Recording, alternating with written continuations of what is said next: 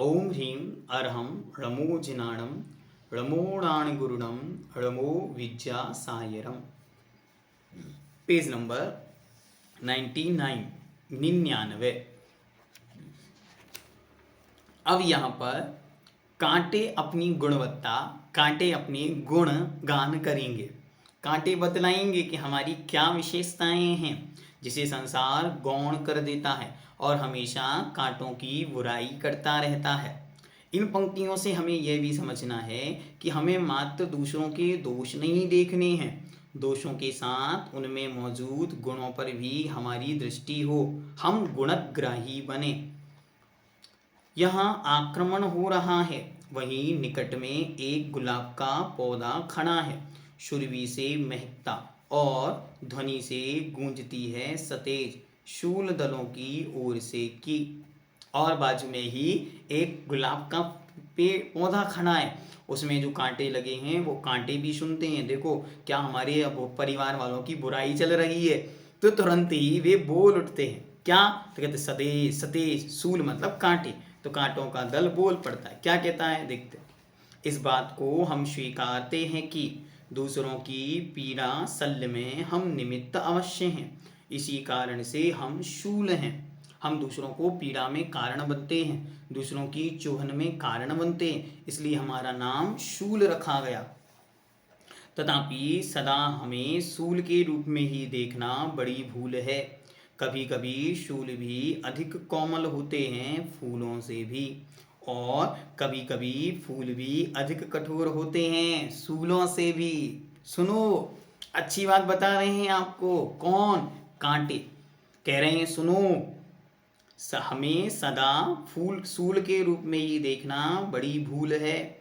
कभी कभी सूल भी अधिक कोमल होते हैं फूल से भी, फूलों से भी अधिक कोमल हो जाते हैं कांटे। कब? जब फूल चुभने लगते हैं, जब फूल वासना के प्रतीक हों और कांटे वीतरागता के, जब कांटे उपसर्ग और परिसर के प्रतीक हैं और फूल वासना के। तो कहते और कभी कभी फूल भी अधिक कठोर होते हैं सूल से भी। मृदुल मांसल गालों से हमें छू लेती है फूली पुष्पावली, पुष्पावली वह इस कठिन चुभन से उस मृदुता की कली कली खिल उठती है। क्या? सुनो, जब कोई गुलाब की जो कली आती है और वह कली जब बंद होती है तो एकदम मृदुता को लिए हुए होती है। मृदु मांसल गालों से, जिसके गाल मांस से भरे हुए हैं, ऐसे कोमल कोमल गालों वाली जो कौपल होती है, जो कोमल कोमल जो पहले पहले आने वाली पल्लवी होती है, वह हमें छू लेती है। तो हमें छूने से क्या होता है? फूल पुष्पावली वह इस कठिन चुभन से उस मृदु की कली कली खिल उठती है, और वह छोटी सी जो कली आई थी वो खिलकर फूल बन जाती है, कांटे के छुवन से ही उसमें खिल जाती है। इस अपूर्व सुख शांति संवेदित से खेलती है उसमें, और एक अपूर्व सुख शांति और संवेदना उसके अंदर पल्लवित होती है, पुष्पित होती है, और एक सुंदर फूल का रूप वह ले लेती है। पेज नंबर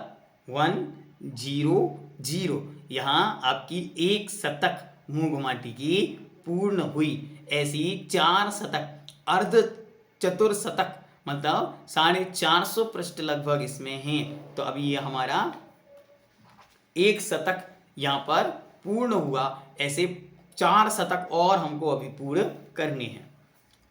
तो हम सब आनंद मनाएं कि हमने एक शतक पूर्ण किया, और गुरु महाराज की कृति का जो एक पृष्ठ पढ़ना कठिन हो रहा था वह हमने 100 पेजों तक पढ़ लिया, और सारा विश्व अब इस भावना को व्यक्त कर रहा है। चारों तरफ से इस मूक-माटी मंथन के लिए यही संदेश और यही अनुभव प्रेषित किए जा रहे हैं कि हमने मूंग माटी खरीदी तो हमें गिफ्ट में मिली तो, लेकिन हमने एक पेज भी पढ़ नहीं पाया, समझ नहीं पाया। लेकिन जिस दिन से प्रक्षणा स्वाध्याय पर यह क्लास शुरू हुई है, हम निरंतर पढ़ रहे हैं और विषय समझ में आ रहा है।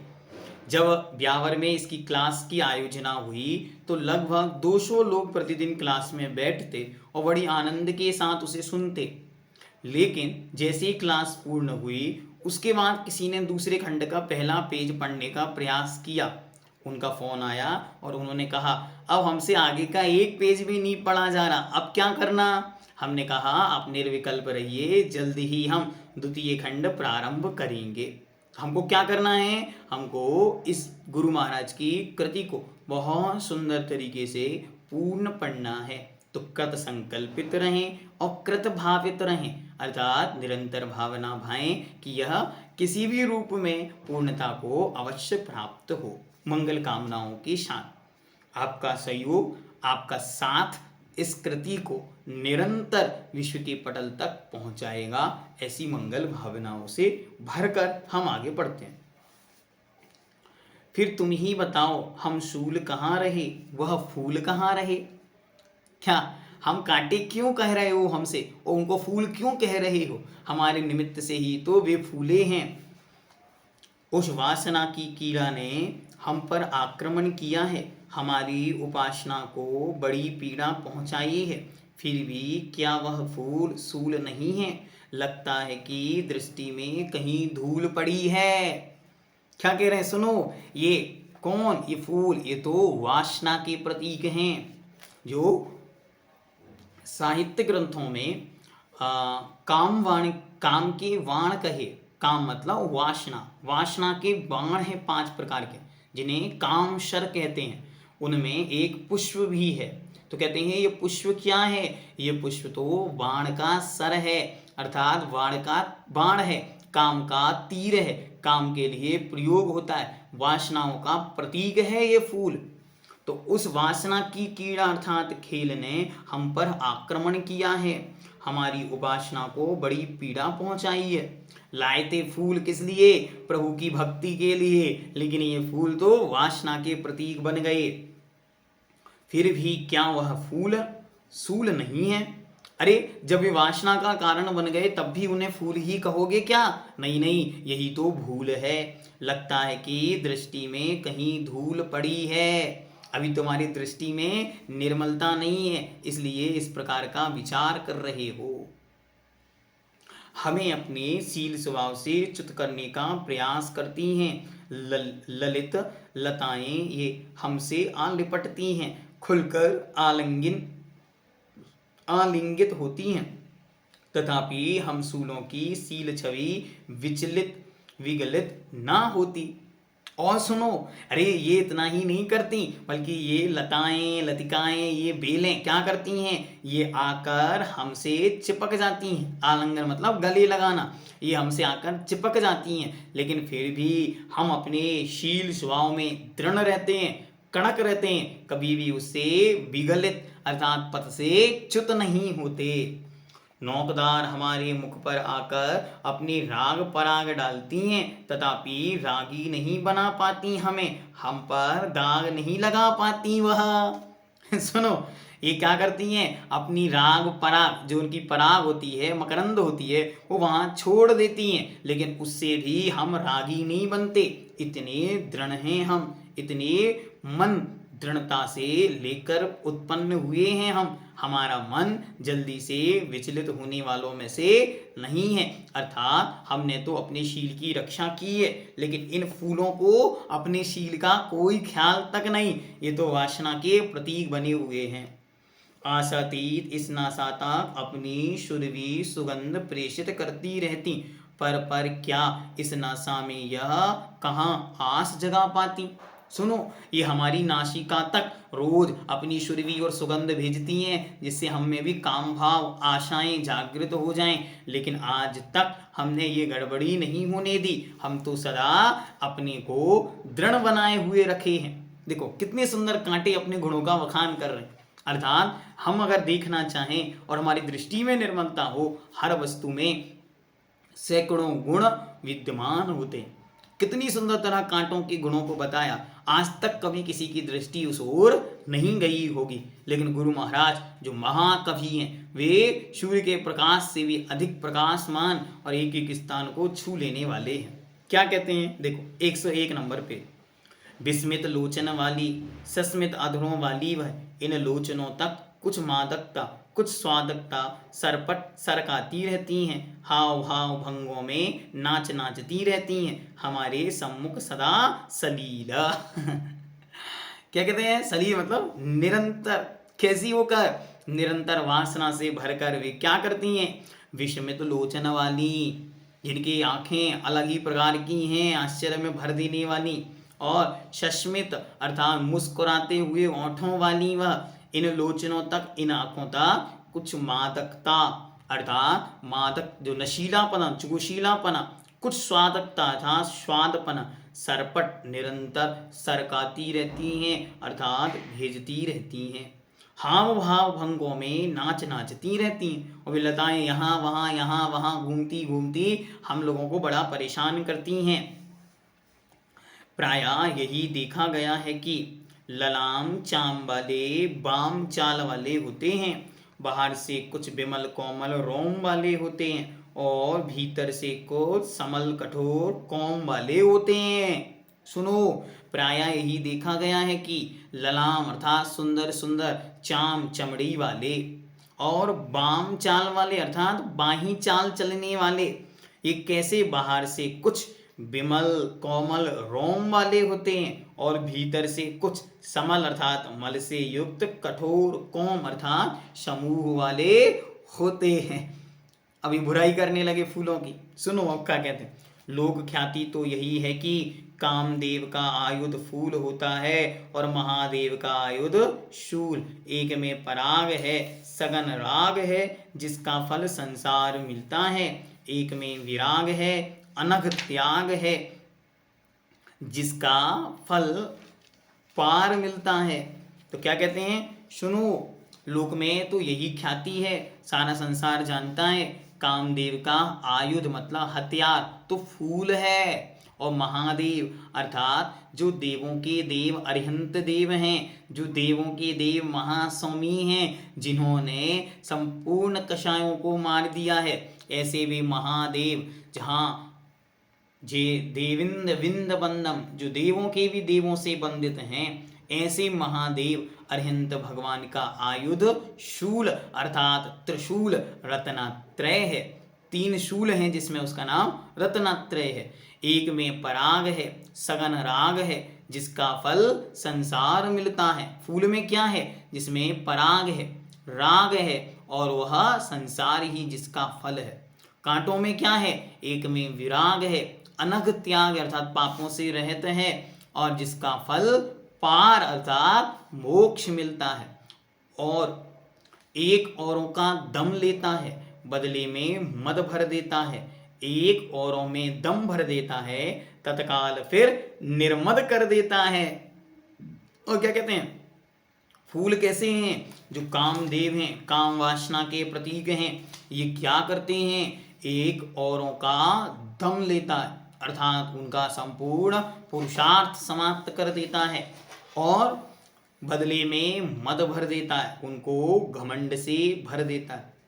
और एक और औरों में दम भर देता है अर्थात जो कांटा है, वैराग्य है, वो दूसरों में पुरुषार्थ भर देता है। तत्काल फिर निर्मद अर्थात मान से रहित, अहंकार से रहित निर्मद कर देता है। दम सुख है, सुख का स्रोत, मद दुख है, सुख की मौत। क्या कह रहे हैं? देखो पंक्ति, दम सुख है, दम मतलब इंद्रियों का दमन। कैसा है? ये सुख है, और सुख का स्रोत है, निरंतर इससे सुख झरेगा। पंडित साहब ने बहुत सुंदर पंक्ति लिखी, समदम ते विधि कर्म न आवे, सुसंबर आदरिये। ये संबर क्या है? इंद्रियों के दमन और कषायों के समन से जो कर्मों का आना रुकता है, इसका नाम तो संबर है। इससे क्या होगा? सुख मिलेगा, मुक्ति की उपलब्धि होगी। मद दुख है अर्थात अभिमान घमंड दुख है, इससे सुख की मौत होती है। तथापि यह कैसी विडंबना है कि सबके मुख से फूलों की ही प्रशंसा की जाती है और सूलों की हिंसा की जाती है। यह क्या सत्य पर आक्रमण नहीं? सुनो, सारा संसार फूलों की गुणगान गाता है और सारा संसार कांटों की निंदा करता है, तो क्या यह उनकी गलती नहीं है? नहीं, आप ही बताओ ना माटी, हे माँ आप बताओ, ये माटी माँ से पूछ रहे हैं कांटे कि आप बताओ ना, हम दुनिया से क्या कहें, क्या यह सत्य पर आक्रमण नहीं है? अर्थात यह कोई गलती नहीं है क्या? ये बहुत गलत है। पश्चिमी सभ्यता आक्रमण की निषेधिका नहीं है, परंतु आक्रमणशीला गरीयसी है, जिसकी आंखों में विनाश की लीला विभीषिका घूरती रहती है सदा सदोदिता। और महामना जिस ओर अभिनिष्क्रमण कर गए, सब कुछ तज कर बन गए, नगन अपनी में मगन बन गए, उसी ओर उन्हीं की अनुक्रमणिका निर्देशिका भारतीय संस्कृति है, सुख शांति की प्रवेशिका यह। और इसी प्रसंग में लेखक कहते हैं, सुनो कितनी सुंदर पंक्तियां हैं कि यह पश्चिमी सभ्यता और भारतीय सभ्यता कैसी हैं, दोनों में महान अंतर है। पश्चिमी सभ्यता कैसी है? तो पश्चिमी सभ्यता वेस्टर्न कल्चर आक्रमण की निषेधिका नहीं है, उन्हें आक्रमण का कोई भय नहीं है, वह जहाँ चाहे जिस पे चाहे आक्रमण करती हैं, वे जहाँ चाहे जैसे चाहें दूसरों को ठगती हैं, छलती हैं, लूटती हैं, अपितु आक्रमणशीला गरीयसी हैं। उनमें आक्रमण का निषेध नहीं, वरना वे तो आक्रमण में गरीयसी मतलब श्रेष्ठ हैं, सबसे आगे हैं आक्रमण करने में। क्या किया? एक पश्चिमी देश ने संपूर्ण विश्व पर अपना आधिपत्य जमा लिया, जिनकी आंखों में विनाश की लीला विभीषिका, विभीषिका मतलब होती भयानक आग, घूरती रहती है सदा सदउदिता। सदोदिता मतलब हमेशा उदित रहने वाली, मतलब उनके बदले की आग कभी बुझती नहीं, उनकी विनाश की लीला कभी समाप्त नहीं होती, वह निरंतर चलती चली जाती। इस विनाश की लीला ने क्या किया? इस संपूर्ण भारतीय संस्कृति को लील लिया, अर्थात समाप्त कर दिया। कहाँ यह पवित्र संस्कृति है? देखो भारतीय संस्कृति क्या है, गुरु महाराज पेज नंबर 103 पर बतलाते। और महामना जिस ओर अभिनिष्क्रमण कर गए, अभिनिष्क्रमण कर गए मतलब वैराग्य को धारण कर गए, दीक्षा को धारण कर गए, सब कुछ तज कर बन गए, वे सब कुछ छोड़कर वन अर्थात जंगल की ओर चले गए, नग्न अपने में मगन बन गए, और वे नग्न होकर अर्थात दिगंबर मुद्रा को धारण करके अपनी में मगन अर्थात अपनी आत्मा में लीन हो गए। उसी ओर उन्हीं की अनुक्रमणिका निर्देशिका भारतीय संस्कृति है। उन दिगंबर ऋषियों के त्याग तपस्या की प्रतिमूर्ति ये भारतीय संस्कृति है। उन्हीं की अनुक्रमणिका अर्थात उनके अनुसार चलने वाली, निर्देशिका उनका निर्देश करने वाली या उनसे निर्देश पाने वाली यह भारतीय संस्कृति है। सुख शांति की प्रवेशिका है यह। सुख शांति में यदि अपना प्रवेश चाहते हो, एंट्रेंस चाहते हो, तो इसकी उपासना करनी होगी हमें। Page number 103। शूलों की अर्चा होती है, इसीलिए फूलों की चर्चा होती है। फूल अर्चना की सामग्री अवश्य हैं, इसके चरणों में समर्पित होते हैं वह, परंतु फूलों को छूते नहीं भगवान। शूलधारी होकर भी काम को जलाया है प्रभु ने, तभी तो शरणहीन हुए फूल शरण की आश ले प्रभु चरणों में आते हैं। सुनो कितनी सुंदर पंक्तियां हैं, एक एक पंक्ति अत्यंत महत्वपूर्ण है। शूलों की अर्चा होती है, अर्थात शूलों की जब पूजा की जाती है, अर्थात शूलों को जब धारण किया जाता है तब जाकर कहीं फूलों की अर्चा होती है। मतलब जब पेड़ में कांटे लगते हैं तब जाकर ही फूल खिलते हैं, वरना फूल बच नहीं सकते। कांटों के अभाव में फूलों की रक्षा कौन करे? तो कहते हैं फूलों की अर्चा होती है, इसीलिए फूलों की चर्चा होती है। फूल अर्चना अर्थात पूजन की सामग्री अवश्य हैं, इसके चरणों में समर्पित होते हैं वह, परंतु फूलों को छूते नहीं भगवान शूलधारी होकर भी।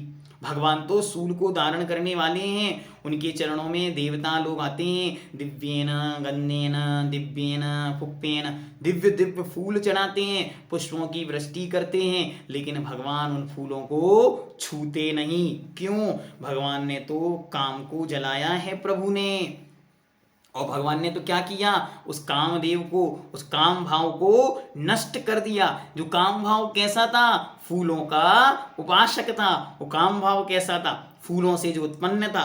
तभी तो शरणहीन हुए फूल शरण की आस ले प्रभु के चरणों में आते हैं वह, क्योंकि फूलों की शरण नष्ट हो गई, फूलों के स्वामी कामदेव नष्ट हो गए, इसलिए ये फूल भगवान के चरणों में आकर शरण मांगते हैं, लेकिन भगवान इन्हें कभी छूते तक नहीं। और सुनो, प्रभु का पावन संपर्क पाकर फूलों से विलोम परिणमन सूलों में हुआ है। कहाँ से यहाँ तक और यहाँ से कहाँ तक, कब से अब तक और अब से कब तक, आदि आदि सूक्ष्माति सूक्ष्म स्थान एवं समय की सूचिका सूचित होती रहती है सहज ही सूलों में। अन्यथा दिशा सूचक यंत्रों और समय सूचक यंत्रों घड़ियों में कांटों का अस्तित्व क्यों। और सुनो, एक बहुत अच्छी बात और बताते हैं आपको। क्या है वो अच्छी बात? वो अच्छी बात यह है, ये जो कांटे हैं यही तो सारे संसार में काल द्रव्य का पर्याय बनाते हैं। यही तो काल द्रव्य के वाची हैं, जिसे हम व्यवहार काल कहते हैं। इसे कौन बताता है? इसे बताने वाले हैं घड़ी, इसे बताने वाले हैं ये कांटे। बिना कांटों के घड़ियां नहीं होती, इसलिए कांटों की अपनी एक महिमा है, कीमत है। क्या है बताते। और सुनो, प्रभु का पावन संपर्क पाकर फूलों से विलोम अर्थात विपरीत परिणमन फूलों में हुआ है। कहाँ से यहाँ तक और यहाँ से कहाँ तक, कहाँ से कहाँ तक, कब से कब तक, कहते कब से अब तक और अब से कब तक, आदि आदि सूक्ष्मति सूक्ष्म स्थान एवं समय की सूचना सूचित होती है सहज ही सूलों में। कब के आए हो, कब तक रहोगे, कहाँ से आए हो, कहाँ जाओगे, इन सब की सूचना देने वाला कोई है तो वह कांटे हैं, फूल नहीं। फूल में ये व्यवस्था नहीं है, ये व्यवस्था तो केवल कांटों की है। ये गुरु महाराज की महिमा है, जो एक छोटे से वस्तु को भी महान बनाने का भाव रखते, एक छोटी सी वस्तु को भी बहुत ऊपर उठाने की उनके हृदय की करुणा है। ये करुणा ही उनका जीवन है, और इसलिए उन्होंने लिखा अहिंसा ही हमारी उपास्य देवता है, अर्थात अहिंसा के माध्यम से ही उपासना संभव है। आदि आदि सूक्ष्मति सूक्ष्म, सूक्ष्म से सूक्ष्म भी स्थान और समय की सूचना सूचित होती है, बताई जाती रहती है सहज ही सूलों में। अन्यथा दिशा सूचक यंत्रों और समय सूचक यंत्रों, समय दिशा सूचक यंत्र जो कंपास होता है, और दूसरा समय सूचक यंत्र अर्थात घड़ियों में कांटों का अस्तित्व क्यों। इससे कांटों की कीमत समझ में आती है। इस बात को भी हमें नहीं भूलना है कि घन घमंड से भरे हुए उद्दंडता दूर करने दंड संहिता की व्यवस्था होती है, और शास्ता की शासन सैया फूलवती नहीं सूलशीला हो, अन्यथा राजसत्ता वह राजसत्ता की राजधानी बनेगी वह। और सुनो, यह बात और भी नहीं भूलना, क्या, घन अर्थात महान, घमंड बहुत गहरे घमंड से भरे हुए, उद्दंडों की उद्दंडता दूर करने, जो गलत काम करने वाले हैं उन्हें उस गलत काम से दूर करने के लिए जो दंड संहिता अर्थात न्याय व्यवस्था की, जो नए न्याय और संविधान कोर्ट न्यायालय की आदि की जो कुछ व्यवस्था है वह कैसी है। शासन की शास्ता मतलब उपदेशक, शासक, शासन करने वाले को शास्ता कहते हैं। तो शास्ता की शासन शैया फूलवती नहीं सूलशीला हो, फूल नहीं बिछे हो उस पे, अन्ना प्रमाद की जननी बनेगी वो। वहां तो कांटे लगे होते हैं, तब जाकर उनके उपदेश जगत के कल्याण के होते हैं। अगर वहां फूल होंगे तो प्रमाद होगा, आलस्य होगा, और फिर वह निर्णय नहीं हो पाएगा। इसलिए जहां निर्णय नहीं हो पाएगा फिर वहां न्याय की चाहत कैसी, अरे न्याय मिलेगा कैसे। इसलिए न्याय की चाहत है तो फूलवती नहीं सूलशीला हो, कांटों से युक्त हो। अन्यथा राजसत्ता वह राजसत्ता की रानी राजधानी बनेगी। वह जो राजसत्ता है, जो शासन प्रणाली है, वो कैसी हो जाएगी? राजसत्ता से युक्त अर्थात वासना से युक्त हो जाएगी। इसीलिए तो ऐसी शिल्पी की मति परिणति में परिवर्तन गति वांछित है सही दिशा की ओर, और क्षत विक्षित कांटा वह पुनः कहता है कम से कम शिल्पी इस भूल के लिए सूल से क्षमा याचना तो करें माँ। और अंत में उन्होंने अपनी भावना रख दी। देखो अब हम तो बदल गए, हम में तो बदलाव आ गया, लेकिन आपके शिल्पी जी में कोई बदलाव नहीं आया। वे तो एक शब्द भी नहीं बोलते। अरे हमें तो आपने पूरा हिलाकर रख दिया, हमारा तो पूरा बदलाव हो गया। कहाँ तो हम बदला लेने आए थे, हम पूरे के पूरे बदल गए। लेकिन शिल्पी जी ने एक शब्द भी नहीं बोला। हम बस इतना चाहते हैं शिल्पी जी कम से कम क्षमा याचना तो कर लें, शिल्पी जी कम से कम क्षमा तो मांग लें, शिल्पी जी कम से कम हमें क्षमा तो एक बार तो मांग लें हमसे क्षमा, हम उतनी में ही संतुष्ट हो जाएंगे। कई बार ऐसा होता है कि हमको लगता है बस सामने वाला एक बार कह दे और हम पानी पानी हो जाएंगे, क्योंकि हमारा भाव ही यह है कि वह एक बार तो क्षमा याचना कर ले, हमारा बस इतना सा मन है। तब देखो क्या होता। इसीलिए तो ऐसी शिल्पी की मति परिणति में परिवर्तन गति वांछित, चेंज बदलाव जरूरी है सही दिशा की ओर, और क्षत विक्षेद कांटा वह पुनः कहता है कम से कम शिल्पी इस भूल के लिए सूल से क्षमा याचना तो करे माँ। हे माँ, एक बार वह आके हमसे क्षमा याचना कर ले तो हमें शांति प्राप्त होगी। क्षमा से क्या होगा? क्षमा से हमारे स्वभाव में उनके प्रति जो दुर्व्यवहार या दुर्परिणति आई है वह दूर हो जाएगी। इसलिए हम सबको क्या करना? निरंतर क्षमा का भाव विकसित करना। कल इस क्षमा पर गुरु महाराज महाकवि बहुत सुंदर अपना अलौकिक, अद्भुत, अप्रमेय, अलौकिक चिंतन हमारे सामने रखेंगे। क्षमा क्या है? जितनी जितनी हमारे अंदर क्षमा होगी उतनी उतनी हमारा संसार निरंतर कम होता चला जाएगा। और गुरु महाराज ने बहुत अच्छी तरह कहा, पर के प्रति क्षमा नहीं, स्वयं के प्रति क्षमा का भाव लाओ। अपने दोषों को दूर करते हुए निरंतर अपनी आत्मा को निर्मल बनाओ।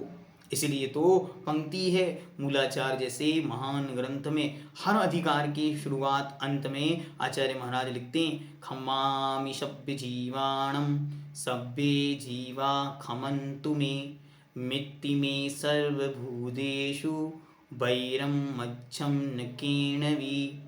इस पंक्ति को मानो भगवान वट्टकेर देव का प्राण है। वट्टकेर देव बार बार कह रहे हैं, हे सिमरणों इस पंक्ति पर दृढ़ रहो। क्या कह रहे हैं? खम्मामि सभ्य जीवाणम, मैं सब जीवों को क्षमा करता हूँ।